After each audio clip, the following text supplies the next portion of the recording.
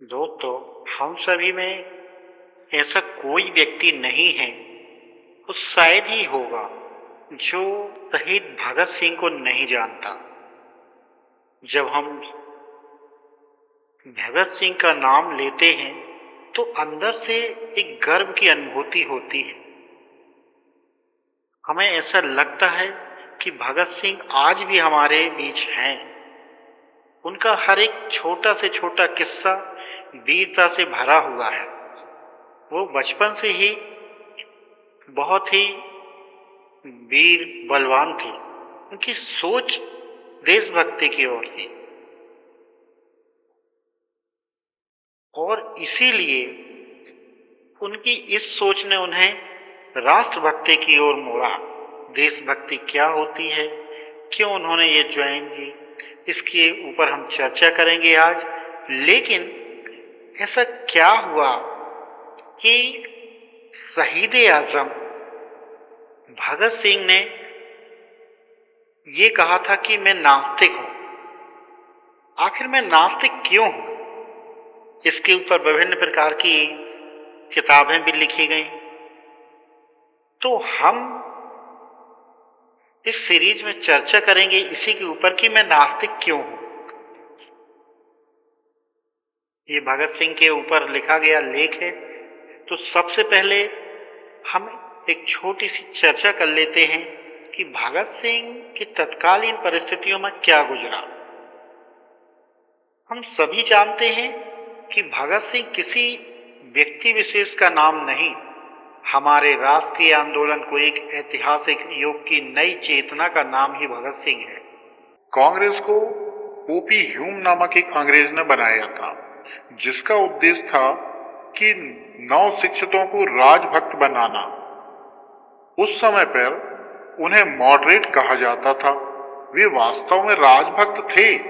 उसके नेता महादेव गोविंद रानडे का कहना था कि अंग्रेजों का भारत आना हमारे लिए दैवीय वरदान है और वे हम असभ्यों को सभ्य बनाने के लिए भारत आए हैं। वे जनतंत्रवादी हैं। हमें जनतंत्रवाद सिखाकर आप चले जाएंगे। आप कांग्रेस से जुड़ने वाले लोगों की विचारधारा शुरू से ही देखिए कि क्या थी। इसलिए उन्हें सहयोग करो, सीखो और उन्हें किसी बात पर नाराज मत करो। मतलब जैसे कि वो देवदूत हो, भगवान हो, वो नाराज नहीं होने चाहिए। द्वंद्वात्मक भौतिकवाद के अनुसार हर चीज दो में विभाजित होती है। कांग्रेस 1885 में बनी। 1895 के आसपास उसमें एक राष्ट्रवादी दल और पैदा हो गया, जिसके नेता तिलक, लाजपत राय और बिपिन चंद्र पाल थे। तिलक ने रानडे के आत्मसमर्पणवादी सिद्धांत को यह कह करके काटा कि अंग्रेज हमें कुछ सिखाने विखाने नहीं आए हैं, लूटने खाने आए हैं। उन्हें अगर निकाला जा सकता है तो जनता की मदद से ही बाहर किया जा सकता है। इसलिए जनता को गोलबंद करो और उसकी चेतना के स्तर को और ऊंचा उठाओ। मतलब यहाँ पर ये लालवाल पाल जो थे, ये कांग्रेस से अलग होकर के एक अपना दल बना चुके थे। तिलक सारी उम्र इस दिशा में संघर्ष करते रहे और जेल जाते रहे। इसके विपरीत मॉडरेटों की ओर से पहले सर फिरोज शाह मेहता, जो कि वाइसराय की काउंसिल का सदस्य था और उसके रिटायर होने पर गांधी का राजनीतिक गुरु गोपाल कृष्ण गोखले सदस्य बन गया। कांग्रेस इतिहासकार डॉक्टर पट्टाभी सीतारामैया ने तिलक और गोखले दोनों महान देशभक्तों के रास्ते अलग अलग बताकर यह ठगी कार्य की और देशभक्ति और राजभक्ति को, सत्य और असत्य को गड्ढमड्ढ कर दिया। बहरहाल मॉडरेटों ने अपना पश्चिमीकरण कर लिया था और कांग्रेस का नेतृत्व 15 बरस तक उन्हीं के हाथ में था। 19वीं सदी का अंत होते होते कांग्रेस का नेतृत्व राजभक्तों के हाथों से निकलकर देशभक्तों अर्थात राष्ट्रीय पूंजीपति वर्ग के हाथों में आ गया। तिलक, लाजपत राय, बिपिन चंद्र पाल अरविंद, विवेकानंद और सचिंद्रनाथ सान्याल राष्ट्रीय पूंजीपति वर्ग के प्रतिनिधि थे। उन्होंने मॉडरेटों की आत्मसमर्पणवादी विचारधारा, रूढ़िवादी सामंती विचारधारा और आक्रमणकारी साम्राज्यवादी विचारधारा के विरुद्ध संघर्ष करके जन चेतना को विकसित किया, पर वे आदर्शवाद की सीमाओं से बाहर नहीं जा सके। जाना संभव नहीं था। ये उनकी ऐतिहासिक सीमाएं थी। इस युग के सर्वश्रेष्ठ प्रवक्ता विवेकानंद थे, जिन्होंने हमारी आजादी की लड़ाई धर्म के माध्यम से लड़ी और शिकागो धर्म सभा में जाकर अंग्रेजों के सांस्कृतिक आक्रमण को पराजित किया, राष्ट्रीय स्वाभिमान को जगाया और आदर्शवाद को भौतिकवाद की दहलीज पर लाकर के खड़ा कर दिया। 1920 में कांग्रेस का नेतृत्व मॉडरेटों के छद्म गांधी ने हथिया लिया था। आप देखिए तत्कालीन परिस्थितियों में गांधी की क्या छवि थी और चौरा चोरी कांड के बहाने आत्मसमर्पण करके जनता के क्रांतिकारी अमल को अधूरे में रोक दिया। प्रथम विश्व युद्ध के दौरान विदेशों से माल आना बंद हो गया था, इसलिए लोहा आदि और विशेषकर कपड़े के कारखाने लगे। मजदूरों की संख्या बढ़ने लगी, जो 1920 तक संघर्ष में उतर आए। युद्ध के दौरान किसानों का भी जबरदस्त शोषण हुआ, उनमें असंतोष बढ़ने लगा और वे भी संघर्ष में उतर पड़े। यूं 1920 के बाद मजदूर किसान स्वाधीनता संग्राम की सबसे बड़ी शक्ति बन चुके थे। यह क्रांतिकारी शक्ति विदेशी साम्राज्यवाद के लिए ही नहीं, राष्ट्रीय पूंजीवाद के लिए भी खतरा थी।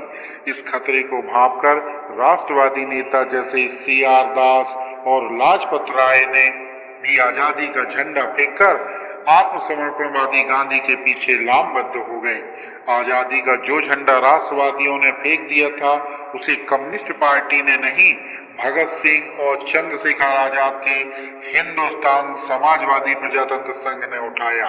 यह मजदूर किसान का प्रतिनिधि था। 1917 के नवंबर में रूस ने समाजवादी क्रांति की और उसके प्रभाव से मार्क्सवाद की विचारधारा अन्य देशों की तरह हमारे देश में भी आई। राम प्रसाद बिस्मिल और सचिंद्रनाथ सान्याल के हिंदुस्तान प्रजातंत्र संघ में समाजवादी शब्द का जोड़ना संघ का मार्क्सवादी विचारधारा से जोड़ना जाना माना गया। यह एक गुणात्मक परिवर्तन था। इसका अर्थ था कि हमारी राजनीति ने आदर्शवाद की सीमाओं को पार किया। इसका अर्थ था कि हमारे राष्ट्रवाद का समाजवाद में रूपांतरण हुआ। जिस तरह विवेकानंद पिछले युग के सर्वश्रेष्ठ वक्ता थे, उसी तरह इस युग के सर्वश्रेष्ठ वक्ता शहीद आजम भगत सिंह थे। विवेकानंद हमारे विचार को 19वीं सदी के अंत तक पहुंचा गए थे। भगत सिंह ने उसे वहां से आगे बढ़ाया, विकसित किया और मार्क्सवाद लेनिनवाद को राष्ट्रीय रूप दिया। मार्क्सवाद लेनिनवाद के इस राष्ट्रीय रूप का नाम भगत सिंह, सुखदेव, राजगुरु, चंद्रशेखर आजाद और भगवती चरण बोहरा की शहादत के बाद हिंदुस्तान समाजवादी प्रजातंत्र नेता विहीन होकर बिखर गया।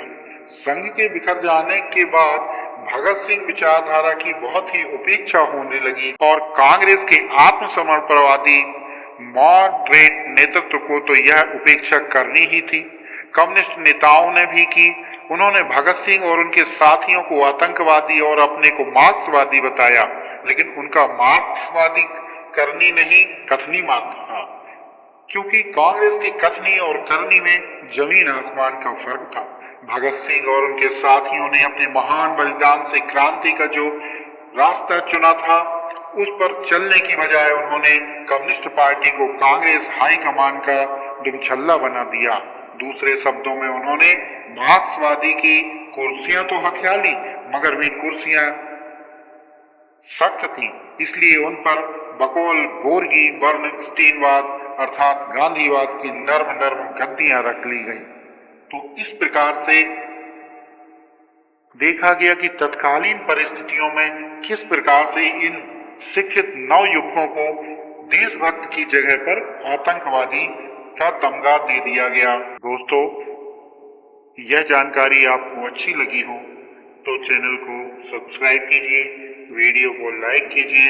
हम अगले वीडियो में चलेंगे भगत सिंह के जीवन परिचय पर और उनसे जुड़ी और भी बातों को इसमें जानेंगे। तब तक के लिए जय हिंद, जय भारत।